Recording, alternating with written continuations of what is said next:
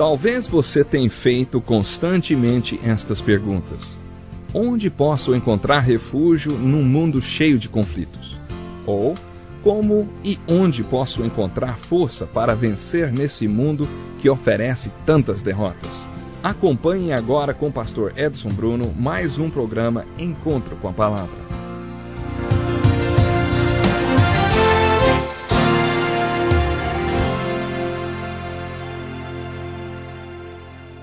Pegue a sua Bíblia, por favor, e junte-se a nós em mais uma aula do programa Encontro com a Palavra, que estuda a Sagrada Palavra de Deus. Na aula passada demos ênfase às perguntas feitas por Deus ao homem no paraíso. Essas perguntas podem ser encontradas no 3º capítulo do livro de Gênesis. A primeira pergunta que Deus fez ao homem foi: onde você está? Essa é uma pergunta bastante profunda. Talvez você já tenha ouvido falar de um jovem que invadiu uma casa. O dono da casa estava voltando e esse jovem estava no quarto. Sem saber o que fazer, o arrombador se fechou no armário.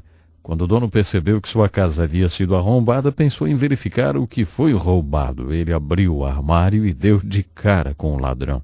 O dono da casa ficou chocado e perguntou ao jovem que estava no armário: escuta, o que é que você está fazendo aí, rapaz? O jovem respondeu: bem, todo mundo tem que estar em algum lugar.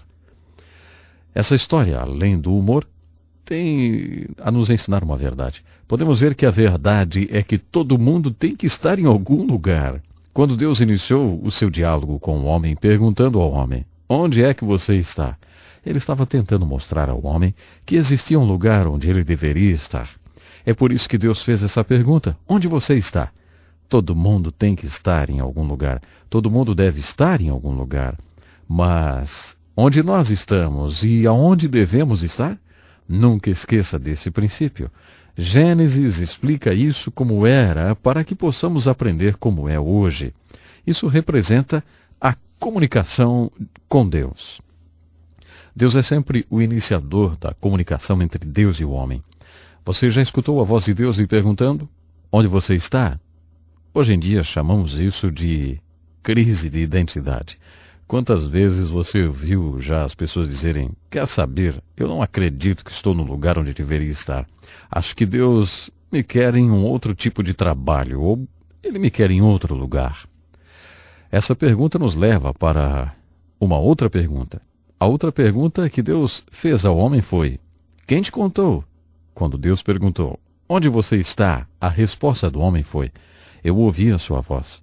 Não estou tão distante assim que não possa ouvi-lo, mas quando ouço a sua voz, fico amedrontado, pois sei que se continuar ouvindo a sua voz, minha nudez ficará exposta. Eu não quero ser visto nu, por isso estou me escondendo. É aqui que eu estou, escondido. Já ouvi psiquiatras dizerem que esse é um bom comentário sobre a natureza humana. Um terapeuta habilidoso tenta auxiliar as pessoas a enxergarem a verdade que irá livrá-los de seus problemas. Os terapeutas dizem que a única coisa que não queremos enfrentar é a verdade. É muito difícil fazer com que eles enxerguem a verdade que os libertará. E é por isso que eles se escondem. Nós nos escondemos de várias maneiras. Trabalhamos demais, jogamos demais, dormimos demais, comemos demais, fazemos tudo demasiadamente, bebemos demais e usamos drogas demais nesse mundo. Tudo porque estamos tentando nos esconder de um Deus que nos ama e que está querendo nos colocar no lugar onde realmente deveríamos estar. Então ele nos faz perguntas como: onde você está? E todos nós talvez poderíamos responder: eu ouvi a sua voz, mas ela me assusta porque sei que vai expor a minha nudez, então eu me escondo. Essa segunda pergunta é a minha favorita. Quem te contou? Quando o homem responde a Deus: eu estou nu, Deus pergunta: quem te contou que tu estavas nu? Em Gênesis capítulo 3, versículo 7, quando eles comeram do fruto da árvore proibida, logo depois está escrito: e eles souberam que estavam nus. Deus ainda não tinha começado a falar com eles, mas eles já sabem que estão nus. Deus está voltando àquele ponto no versículo 7. E está dizendo nessa segunda pergunta: voltando um pouco atrás, quando vocês souberam que estavam nus, quem disse a vocês que vocês estavam nus, hein?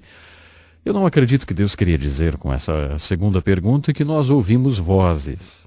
Você alguma vez já falou: Deus me disse? Quando você fala: Deus me disse, Alguém pode lhe dizer: nossa, eu sempre quis saber como era a voz dele. Era uma voz masculina ou feminina? Era uma voz alta ou baixa, grave ou aguda? Você não está dizendo literalmente que ouviu uma voz. Provavelmente seria melhor que não ouvíssemos vozes, mas será possível para nós ter certeza de que foi Deus quem falou conosco? É interessante notar que, em hebraico, a pergunta foi literalmente: quem fez com que vocês soubessem? E não: quem te contou? Então é possível para você ter certeza de que Deus fez você saber alguma coisa? Pode apostar que sim. Claro. Um pastor amigo foi pastor de uma igreja perto de uma base naval. Era como se fosse um capelão da marinha. Ouviu muitas histórias de guerra, e eu quero aqui contar uma dessas histórias, porque elas ilustram algumas coisas aqui. Essa é sobre uma esquadra de navios que se encontraram nos anos 40, da maneira que costumavam se encontrar, sob total sigilo. A missão era tão secreta que ninguém sabia do que se tratava. Dentro de um cofre no navio principal estavam guardadas as ordens. No terceiro dia, no mar, o capitão teria que abrir o cofre e só então toda a esquadra saberia qual era a missão. Ainda no segundo dia no mar, houve uma grande tempestade. No terceiro dia, os navios estavam todos espalhados no mar. Um dos menores navios estava à deriva.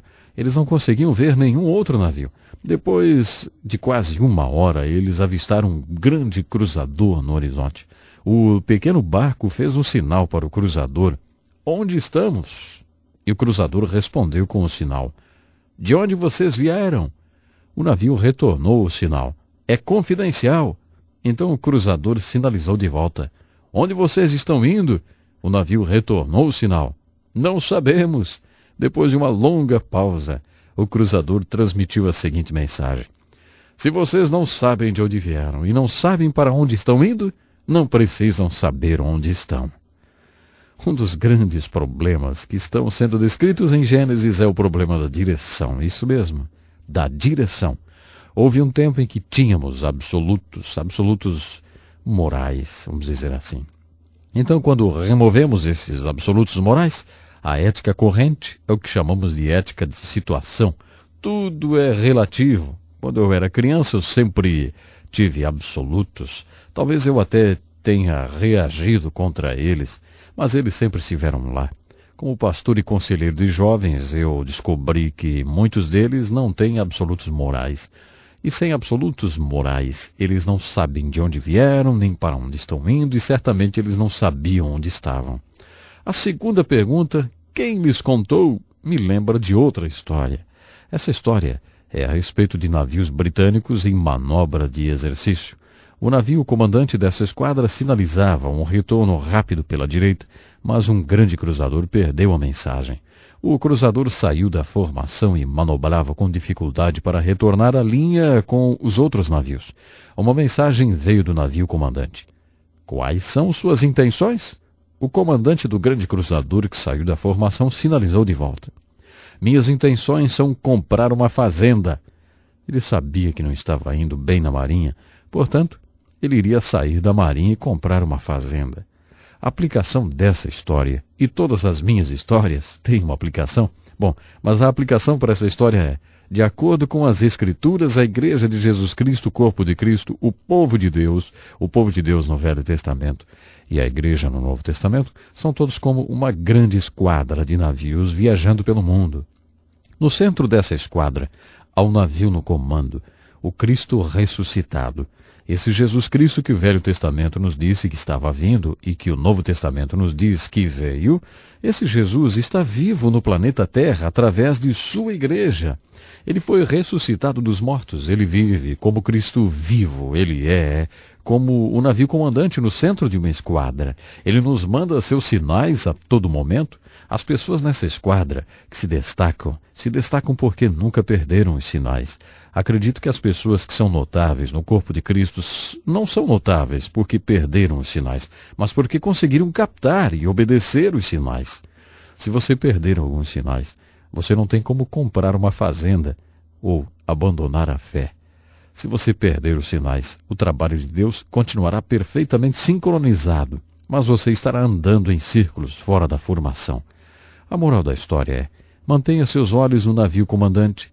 Receba os sinais que vêm de Deus, pois o propósito da primeira pergunta, onde está você, é simplesmente isso. O homem está perdido. A primeira coisa que um homem perdido deve saber, para que seja encontrado, é que ele está perdido. Deus quer que o homem perdido saiba que está perdido e confesse que está perdido. É por isso que ele faz essa pergunta: onde está você? Você percebe quanto você está perdido? Isso não apenas descreve o homem como ele era, mas como a humanidade é hoje. É por isso que Deus se comunica conosco. É por isso que ele diz: aqui estão as prioridades. Você segue as minhas prioridades e terá vida. Você terá a árvore da vida. Adão e Eva não seguiram essas prioridades e por isso eles nunca tiveram vida. Eles tiveram a morte. Essa é uma descrição de você e de mim. É por isso que queremos ir até a palavra de Deus. É por isso que queremos estudá-la.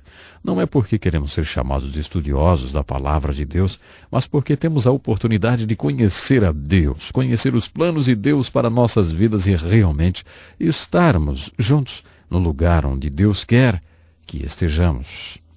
A quarta pergunta é: o que vocês fizeram? Isso traz à tona uma confissão do homem. A palavra confessar vem das palavras dizer e semelhança. Isso é exatamente dizer a semelhança. Literalmente é isso o que confessar significa. A confissão é uma concordância com Deus. É fazer essa pergunta: Deus, o que tu tens para me dizer sobre o que eu tenho feito?